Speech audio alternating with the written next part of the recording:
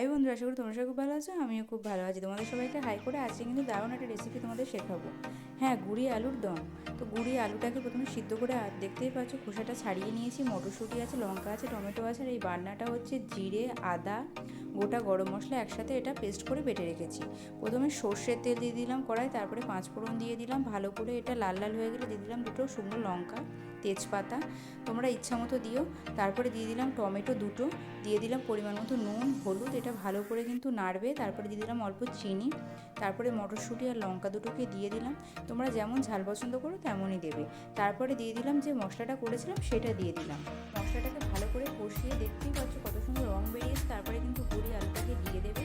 তারপরে দিয়ে দেবে 2 বাটি মতো জল। তারপরে কিন্তু এটা ভালো করে ঢেকে দেবে। ঢাকনা খুলে দেখবে, প্রায় দেখতেই পাচ্ছ মোটা ঝোল হয়ে গিয়েছে, এটা প্রায় হয়ে গিয়েছে।